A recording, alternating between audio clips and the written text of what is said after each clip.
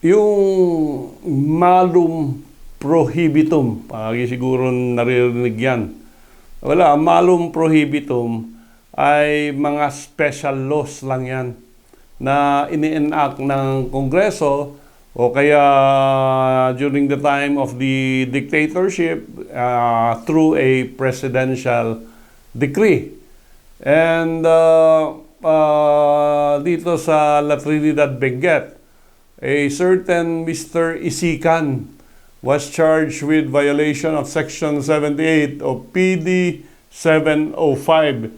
Yung PD 705 na yan, very well aware, lalo na yung mga may dealings sa DNR, ito yung Forestry Code. Kasi nga, allegedly, pinasok niya at gumawa ng improvements dun sa portion ng Pukis Communal Forest in La Trinidad Benguet. Actually, ang sinasabing clearing area is around 4,175 square meters.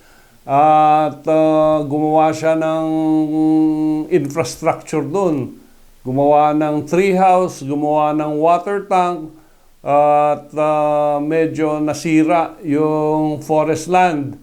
And of course, during the trial, ni-present ng prosecutor's office ng Benguet yung forest officers na sila yung nakadiscover ng mga structures doon sa lupa at gumawa sila ng survey, gumawa sila ng geotagging at nakita nila na ito ay part of the communal forest.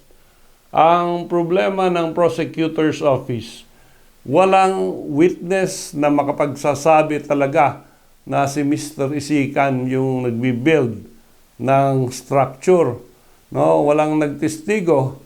And yun nga ang naging defense niya. Hindi naman ako ang personally occupy or possess the land.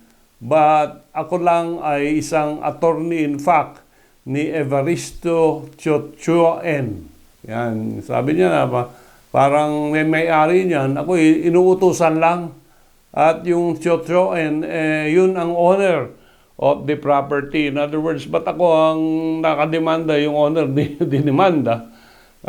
Nakonvict si Isikan sa MTC at umabot sa Court of Appeals, umabot sa Supreme Court, pero binaliktad ng Supreme Court ang desisyon.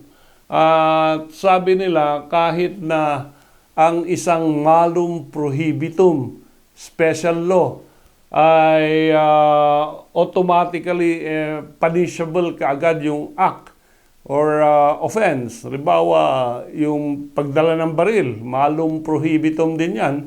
Pag may dala kang baril, automatically you are presumed to be guilty dyan sa illegal possession of firearm. Pero dito sa forestry law, sabi nila, kahit na malum prohibitum yung act of allegedly entering or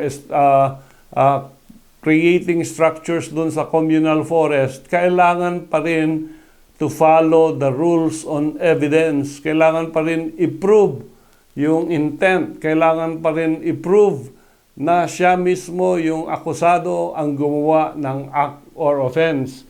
And because of this, hindi na i-prove ng prosecution yung guilt ng accused kasi no witness testified that Isikan personally entered, occupied, or constructed the improvements na sinasabi doon sa communal forest. Yung communal forest remains to be communal forest, so merong order to remove yung mga illegal construction doon sa loob ng Pukis Communal Forest, pero insofar as the structures are concerned, walang liability yung taong allegedly pumasok doon sa lupa.